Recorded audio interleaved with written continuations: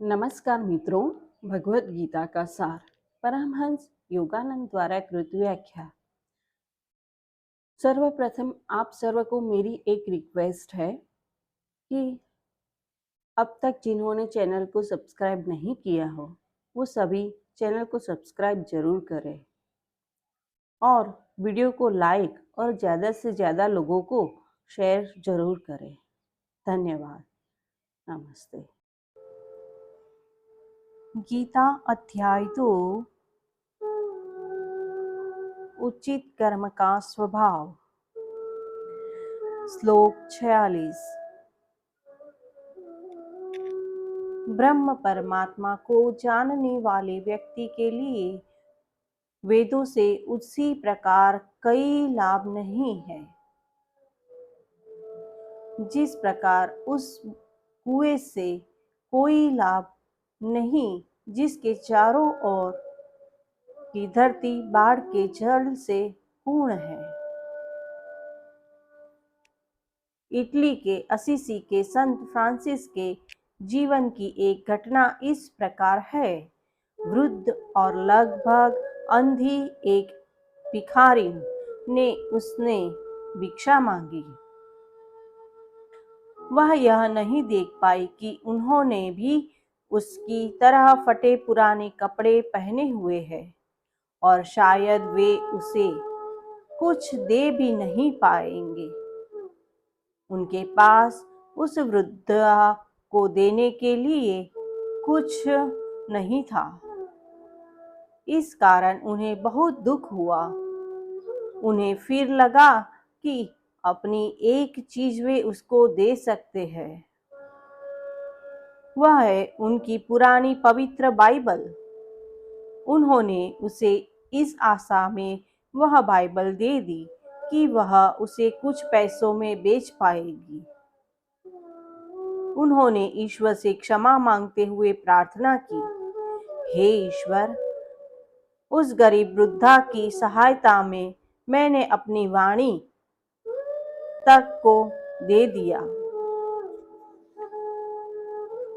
उनके अंदर से आने वाली एक आवाज ने उन्हें उत्तर दिया, फ्रांसिस, मैंने अपने शब्दों को तुम्हारे हृदय में रख लिया है।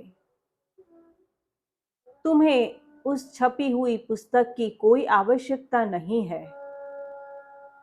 चाहे वेद हो, गीता हो या बाइबल हो या और कोई शास्त्र हो, महत्वपूर्ण यह है कि ईश्वर का सत्य व्यक्ति के हृदय को पुष्ट पर लिखा होना चाहिए।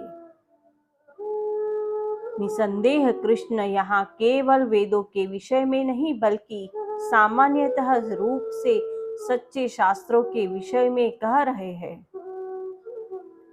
उनका यह कथन विशेष रूप से वेदों के विषय में लिखने का अवसर प्रदान कर रहा है, अर्थात इस व्याख्या के प्रवाह को अवरुद्ध किए बिना योगानंद के विचारों को इससे सम्मिलित किया जा सकता है। दुनिया के शास्त्रों में वेद विशिष्ट है क्योंकि वे उस महान युग में लिखे गए जब आज की तरह धर्म और रोजमर्रा के जीवन में अलगाव नहीं था। लोगों को पूजा के लिए अलग स्थान या समय आवश्यकता नहीं थी। उनके लिए एक प्रकार से सारा जीवन पूजा और हर कार्य ईश्वर के प्रति अर्पण था।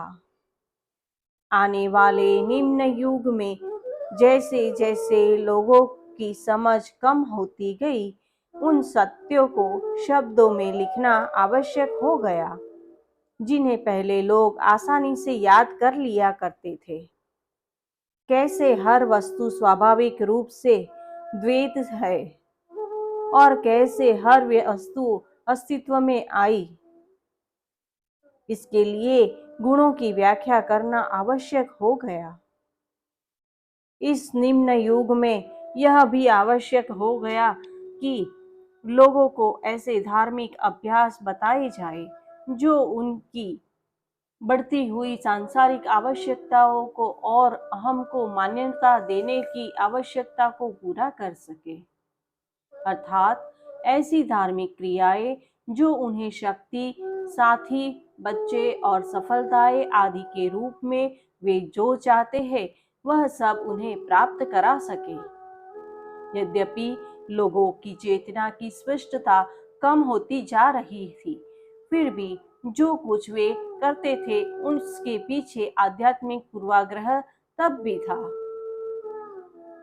इसलिए ऐसी धार्मिक क्रिया विधियां बनाई गई जो उन्हें देवों, उच्च स्वभाव के सूक्ष्म प्राणियों, फरिश्तों और साथ ही निम्न स्तर के प्राणियों के सहयोग से कार्य करने के योग्य बना सके, ताकि उनकी आवश्यकताओं और उद्देश्यों की पूर्ति हो सके।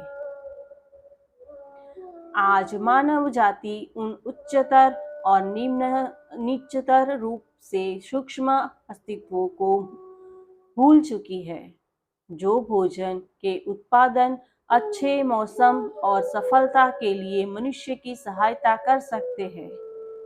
और भी ऐसे अनगिनत लाभ उन अस्तित्वों के द्वारा किए जा सकते हैं, जिनसे प्रकृति के अनुकूलन में रहने वाले अधिक जागरूक लोग स्वाभाविक रूप से सहायता मांगते हैं। परियों के रूप में प्रकृति की आत्माओं का लोग उपहास करते हैं, परंतु जैसा कि स्वामी श्री युक्तेश्वर जी के कथन को एक योगी की आत्मकथा में उद्धृत किया गया है कि ये आत्माएं वस्तुतः है, मनुष्य की इनके प्रति उदासीनता हमारी पृथ्वी ग्रह से धीरे धीरे इन शक्तियों के चले जाने का कारण बन रही है। वास्तव में वे प्राणी स्वयं को उपेक्षित अनुभव कर रहे हैं और इसका यह स्वाभाविक परिणाम है कि वे पृथ्वी को छोड़कर जा रहे हैं। वैज्ञानिक कहते हैं कि 1 शताब्दी पूर्व के भोजन की अपेक्षा आज के भोजन में कम शक्ति है। जो लोग रसायनों से अन्न के उत्पादन को बढ़ाने का प्रयत्न करते हैं, वे यह नहीं समझते कि जीवन शक्ति पर निर्भर करता है, न कि उस पर जिसमें जीवन ही नहीं है। प्राचीन युगों में सूक्ष्म प्राणियों की पूजा की जाती थी। उनके प्रति भय की आवश्यकता नहीं है। उनकी प्रशंसा करना और उनको प्यार करना काफी नहीं है। ठीक उसी तरह जैसे व्यक्ति को ईश्वर के सभी प्राणियों को ईश्वर की बाह्य अभिव्यक्ति के रूप में प्यार करना चाहिए।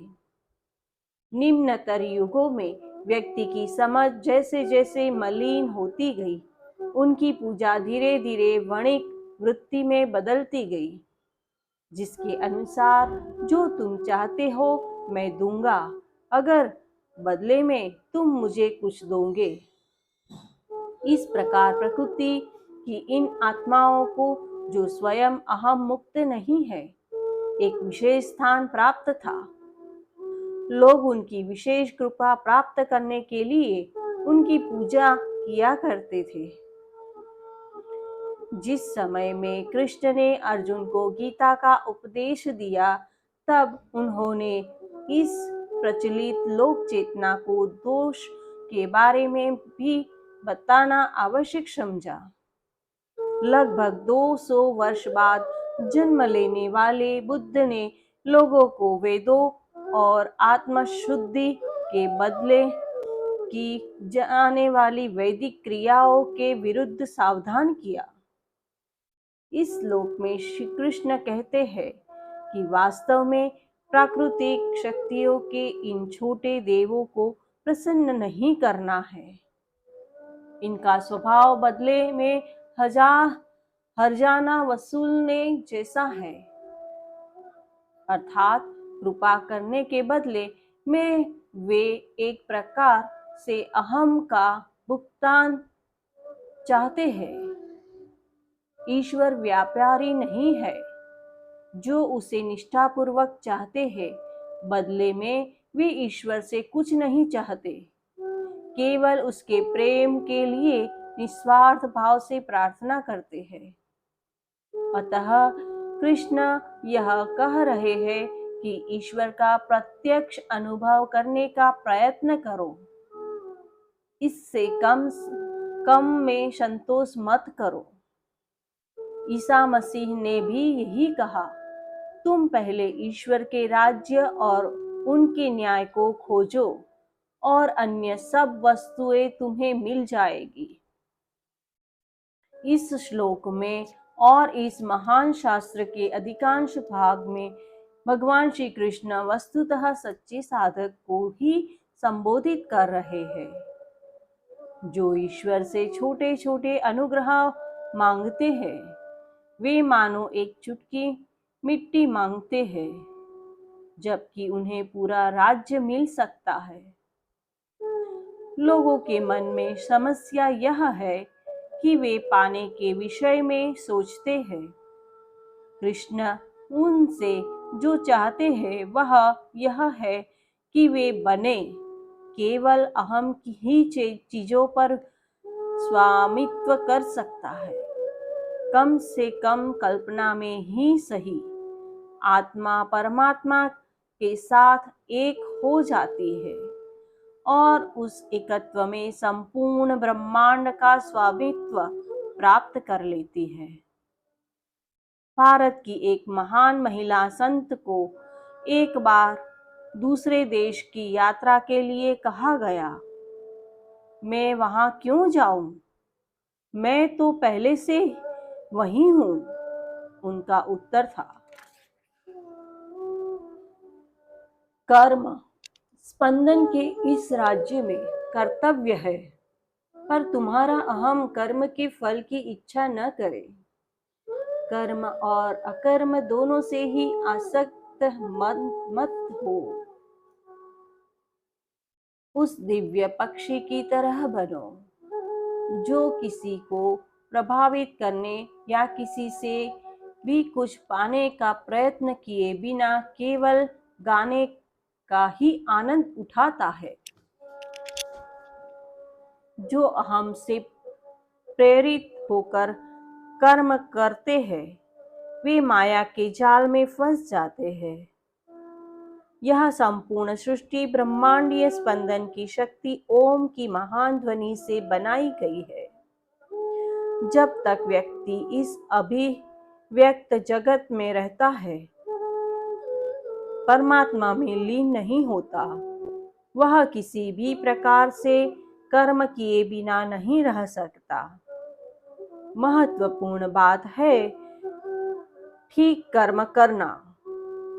ईश्वर की चेतना को प्राप्त करने के लिए यह आवश्यक है कि मैं और मेरे के विचार के प्रति सारी आसक्तियों को त्याग दे। अणु की भांति अहम में भी असीम चेतना सीमित है। वस्तुतः वह केवल वैसा दिखता भर है। एक अणु अपनी छोटी सी वास्तविकता में घूमे बिना नहीं रह सकता, परंतु अहम सचेत होने के कारण समस्त स्पंदन युक्त अभिव्यक्तियों से मुक्त होने की अभिप्सा कर सकता है। पतंजलि के अनुसार योग चित्त वृत्ति निरोध, योग भावों के भंवरों का निष्क्रिय हो जाना है। प्रत्येक अहम का कर्तव्य है उस क्रिया को रोके जो इस प्रकार के भंवरपूर्ण विचार से उत्पन्न होती है कि जो कुछ भी मैं करता हूँ वह मेरे अपने फायदे के लिए है। भ्रम का बंधन और किसी चीज से नहीं, बल्कि व्यक्ति जो कुछ भी करता है, सोचता है, आनंद लेता है और कष्ट उठाता है, उसको निरंतर स्वयं अपने से जोड़ता है। केवल कर्म ही नहीं, बल्कि वह जो आनंद लेता है और वास्तव में जो दुख सहता है, वह सब इस साधारण विचार से मलिन हो जाता है। मैं करने वाला हूँ, मैं आनंद लेने वाला हूँ और मैं कष्ट पा रहा हूँ। और उसके बाद क्रोधपूर्ण प्रश्न उठता है, पर मैं ही क्यों कष्ट पा रहा हूँ? इसका समाधान यह है कि कर्म से विरत नहीं होना है। कुछ लोग, जैसे कि कई सन्यासी, सभी कर्मों के त्याग द्वारा आध्यात्मिकता के विकास की बात सोचते हैं। यह विचार एक भ्रम है। जब तक व्यक्ति सांस लेता है, सोचता है, चलता फिरता है, वह स्वयं को कर्म से हीन नहीं कह सकता। जो योगी समाधि में श्वास को रोककर स्थिर बैठता है, उसकी बात और है। कर्म के परे जाने के लिए व्यक्ति ओम की ब्रह्मांडीय ध्वनि में अपनी चेतना को लीन करके अपने चारों ओर उसे तब तक कार्य करने दे जब तक वह स्वयं उस असीम चेतना में एकाकार नहीं हो जाता, और उसके बाद उस स्पंदन के परे परमात्मा की शांत चेतना में डूब नहीं जाता। जब तक तुम्हें यह चेतना कि तुम्हारा शरीर है, तब तक बिना कर्म किए कर्महीनता की स्थिति को पाना स्वयं को धोखा देना है, और ऐसा करने से समय के साथ तुम आलसी और मंदबुद्ध अवश्य हो जाओगे। ईश्वर के पास पहुंचने के लिए व्यक्ति को बिना स्वार्थ के, बिना अपने व्यक्तिगत लाभ के, केवल ईश्वर के लिए काम करना सीखना चाहिए।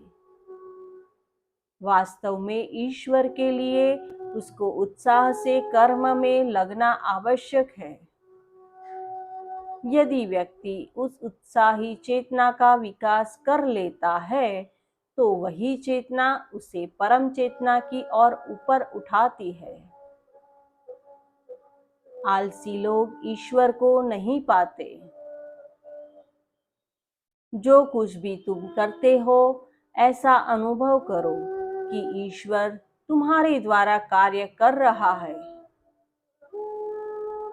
अपने शरीर को स्नान कराओ, उसे खाना खिलाओ और आराम कराओ। शरीर को स्वस्थ और ठीक रखने तथा शक्तिशाली बनाए रखने के लिए जो जरूरी है वह सब करो, पर हमेशा यह अनुभव करो, इस शारीरिक यंत्र के द्वारा मैं ईश्वर की ही सेवा कर रहा हूँ। अच्छे भोजन, सुंदर दृश्य और जीवन की अच्छी चीजों का आनंद ईश्वर को अर्पित किया जा सकता है। स्वयं को वंचित रखने की अपेक्षा उस आनंद को ईश्वर के साथ बांटो। जिनका त्याग करने की आवश्यकता है, वे है ये विचार, मैं कर रहा हूँ, मैं आनंद उठा रहा हूँ, और यह विचार भी, मैं ही कष्ट पा रहा हूँ। ध्यान में भी परिणाम की इच्छा के बिना ध्यान करना महत्वपूर्ण है। एकाग्र होने के प्रयत्न की थकान और तनाव से बचने के लिए इस विचार को भी त्याग दो कि मैं ध्यान लगा रहा हूँ। इसकी बजाय यह सोचो, मेरे माध्यम से ब्रह्मांड का स्पंदन अपनी सच्चाई की पुष्टि कर रहा है।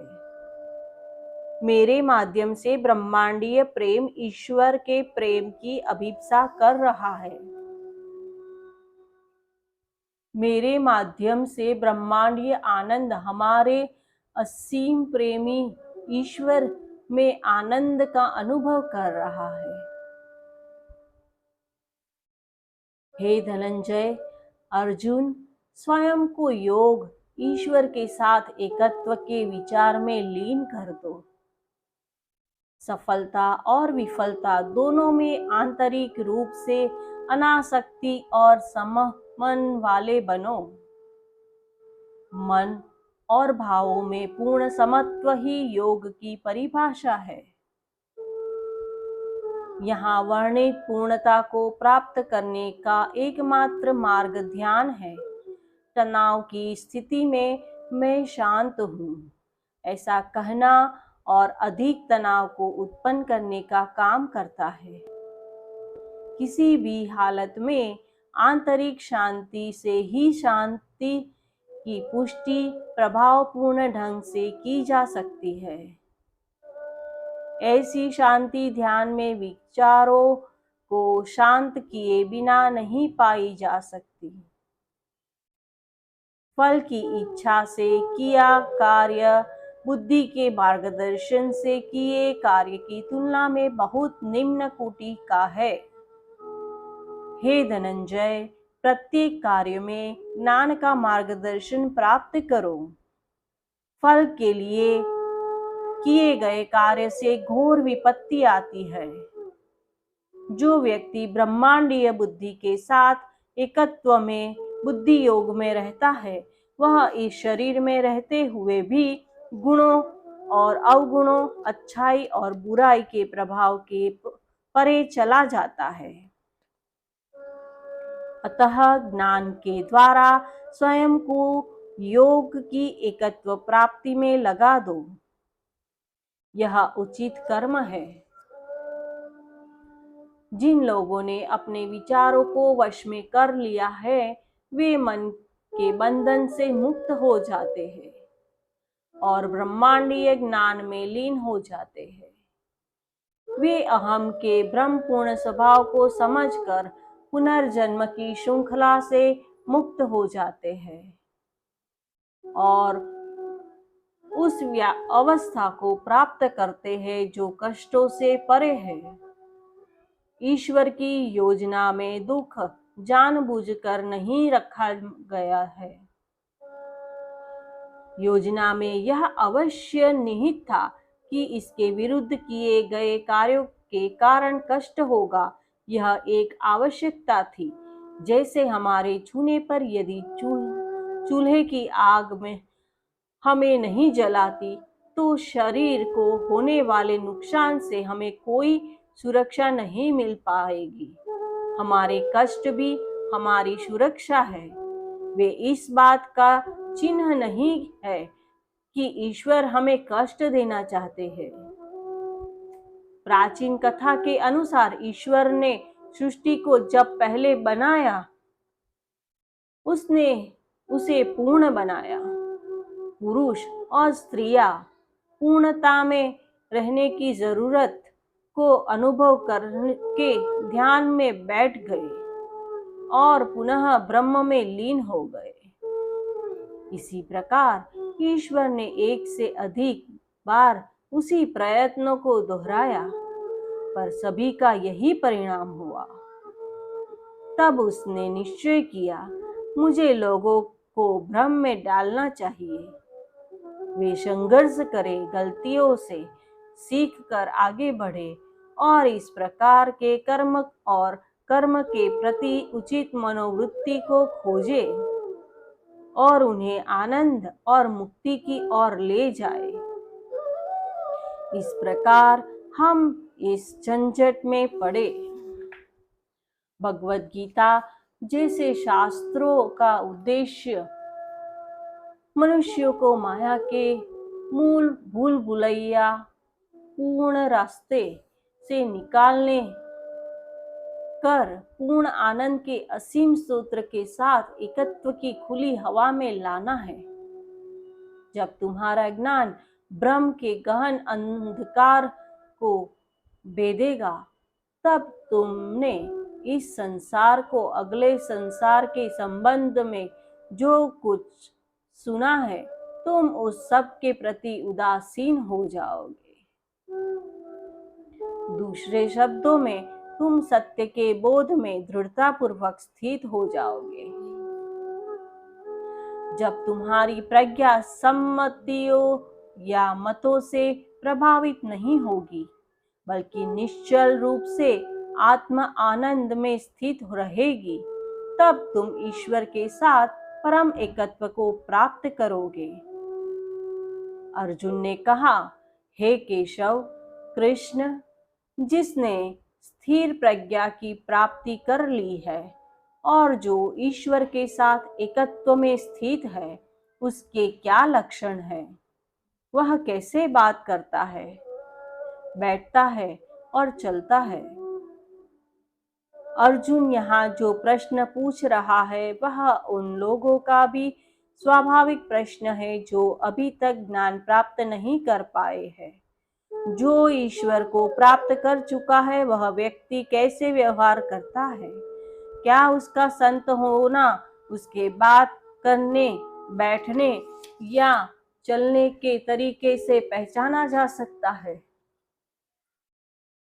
अर्जुन के कहने का अर्थ है कि क्या ऐसा व्यक्ति साधारण लोगों से किसी प्रकार भिन्न होता है? हम देखेंगे कि कृष्ण का उत्तर साधुतापूर्ण व्यवहार के प्रभाव की अपेक्षा उसके कारण की ओर संकेत करता है। एक दिव्य व्यक्ति किसी अन्य व्यक्ति से वस्तुतः भिन्न नहीं होता। जो भी असमानताएं होती है वो उसकी आंतरिक चेतना के कारण होती है।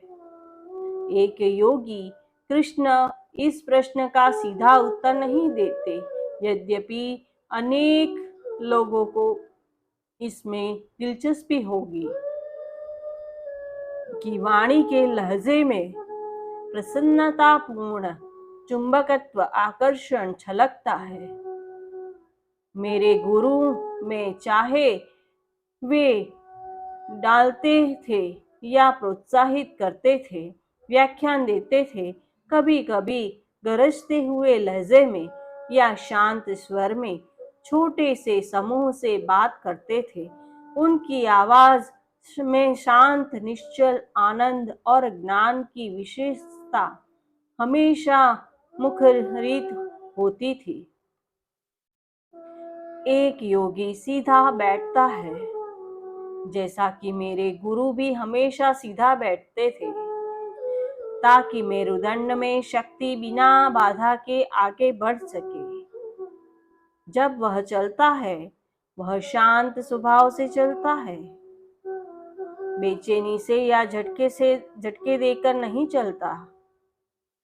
उसकी चाल से मेरुदंड में उसकी चेतना का केंद्रित होना झलकता है। हे पार्थ, अर्जुन जिस व्यक्ति ने अपनी समस्त कामनाओं को दूर नष्ट कर दिया है, जो पूर्ण रूप से स्व में ही तुष्ट है, उसे बुद्धि में स्थित माना जा सकता है। दूसरे शब्दों में स्वयं उसकी क्रियाएं और भाव ही उसकी चेतना की आंतरिक स्थिति को प्रकट करते हैं। उसकी आवाज स्थिर, निश्चल बुद्धि को मुखरित करती है। उसकी मुद्रा शांत, बिना बेचैनी वाली होती है और पूर्ण संतोष को प्रदर्शित करती है। उसकी चाल तनाव रहित और शांत होती है। एक युवा के रूप में योगानंद जब अमेरिका में योग के सिद्धांतों की शिक्षा दे रहे थे, एक दिन व्याख्यान के लिए उन्हें देर हो गई। अपने निर्धारित काम को यथासंभव जल्दी करने के लिए उन्होंने दौड़ना शुरू कर दिया। किसी ने उनको सावधान करते हुए कहा, घबराओ मत। गुरु ने उत्तर दिया, व्यक्ति घबराहट के कारण दौड़ सकता है या शांति से भी दौड़ सकता है, पर जरूरत पड़ने पर न दौड़ना आलस्य है। जय गुरु वासुदेवार्पणमस्तु। अगर आपने भगवत गीता को अपने जीवन में पढ़ा है तो अपने अनुभव और कौन सी गीता पढ़ी है वह कमेंट बॉक्स में लिखकर हमें जरूर बताएं। धन्यवाद। नमस्ते।